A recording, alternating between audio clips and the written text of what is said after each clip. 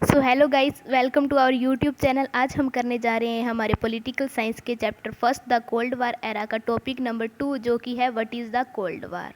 तो cold war basically क्या था, वो सेकेंड वर्ल्ड वॉर के एंड होने के बाद में स्टार्ट होता है। तो सेकेंड वर्ल्ड वॉर जो है हमारा, वो 1939 से लेकर 1945 तक चला था। तो 1945 में जो हमारी अलाइड फोर्सेस थी, जैसे कि US, Soviet union, Britain and France, उन्होंने क्या किया, हमारी एक्सिस पावर को हरा दिया था। एक्सिस पावर कौन कौन सी थी? Germany, Italy and Japan. इसी के साथ ही हमारा सेकेंड वर्ल्ड वॉर ख़त्म हो जाता है। इस वॉर के अंदर जो भी मेजर पावर थी वर्ल्ड की, वो सारी की सारी इन्वॉल्व थी। और इस वॉर ने क्या किया, पूरी दुनिया को तहस नहस कर दिया था। लोगों की ज़िंदगियां चली गई थी, उनकी प्रॉपर्टी चली गई थी। इससे पहले जो फर्स्ट वर्ल्ड वॉर था, उसने भी बहुत तबाही मचाई थी, जो कि 1914 से 1918 तक चला था। तो जैसे ही हमारा सेकेंड वर्ल्ड वॉर एंड होता है, उसी के साथ ही हमारा कोल्ड वार स्टार्ट हो जाता है। तो जैसे वर्ल्ड वॉर एंड होता है, उसी के साथ ही जो हमारे यूनाइटेड स्टेट है, वो ड्रॉप कर देता है 2 एटॉमिक बॉम्ब जापान की सिटीज़ हिरोशिमा और नागासाकी के ऊपर। 6 अगस्त 1945 को वो लिटिल बॉय नाम का बॉम्ब है, वो हिरोशिमा सिटी के ऊपर फेंकता है। और 9 अगस्त 1945 को वो फैटमैन नाम का बॉम्ब जो है नागासाकी सिटी के ऊपर फेंकता है। तो इसका रीज़न क्या था? वो चाहता था कि जो जापान है वो जल्द से जल्द सरेंडर कर दे यूनाइटेड स्टेट के आगे।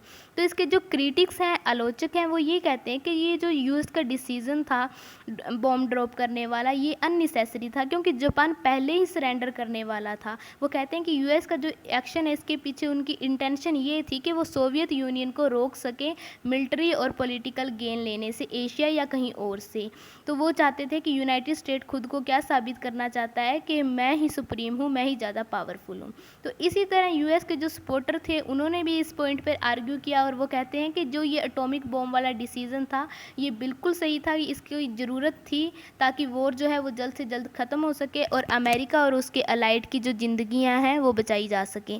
तो इसके पीछे मोटिव चाहे हमारा कोई भी रहा हो, इसका कंसिक्वेंस क्या रहा था कि 2 सुपर पावर जो है वो ग्लोबल स्टेट्स के ऊपर राइज हो चुकी थी। कौन कौन सी? Soviet Union and United State. जैसे ही जर्मनी, जापान और यूरोप हार जाते हैं, तो उसी के साथ ही सोवियत यूनियन और यूनाइटेड स्टेट जो है वो ग्रेटेस्ट पावर बन जाती हैं दुनिया के अंदर। और उनके पास एबिलिटी होती है कि वो किसी भी दुनिया के कोने में जाकर इन्फ्लुएंस करना चाहें तो वो कर सकती हैं। तो कोल्ड वार जो था वो बेसिकली क्या था, एक आउटकम थी 2 सुपर पावर के एमरजेंस की। तो इसी तरह से ही जो हमारा दोनों सुपर पावर्स थी, उनके पास बहुत ज़्यादा न्यूक्लियर वेपन्स थे, वो कैपेबल थे कि वो बहुत ज़्यादा डिस्ट्रक्शन कर सके, पर उन्होंने इस चीज़ को अवॉइड किया, क्योंकि उन्हें पता था कि कोई भी चाहे वो कितना ही पॉलिटिकल गेन कर लें, बट इससे जो डिस्ट्रक्शन होगी उसकी भरपाई नहीं हो पाएगी।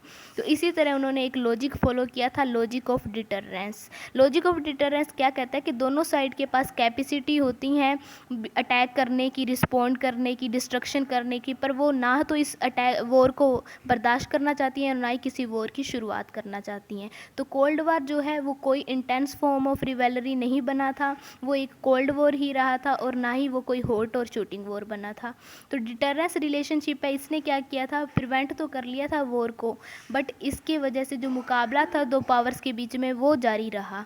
मेन मिलिट्री फीचर क्या थे कोल्ड वॉर के, कि दोनों ही जो सुपर पावर हैं वो क्या है, रैशनल और क्या है, एक रिस्पॉन्सिबल एक्टर बनने की कोशिश कर रहे थे। वो नहीं चाहते थे कि हम ज़्यादा डिस्ट्रक्शन करें या वॉर करें, क्योंकि अगर उनको वॉर हुआ तो उनको इन्वॉल्व होना पड़ेगा, और जिसकी वजह से डिस्ट्रक्शन होगी। तो रिस्पॉन्सिबिलिटी का यहाँ पर मेनली मीनिंग क्या है, कि वो अवॉइड कर रहे थे अनदर वर्ल्ड वॉर के रिस्क को। इसी तरह कोल्ड वार जो है उसने ह्यूमन सर्वाइवल को बचा लिया था, लोगों की ज़िंदगियों को सेव किया। Thank you. ये था हमारा आज का टॉपिक, जो कि बहुत अच्छे से हमने क्लियर कर लिया है। अगर आपको हमारी वीडियो अच्छी लगी हो तो लाइक कीजिए, शेयर कीजिए, सब्सक्राइब कीजिए। Thank you.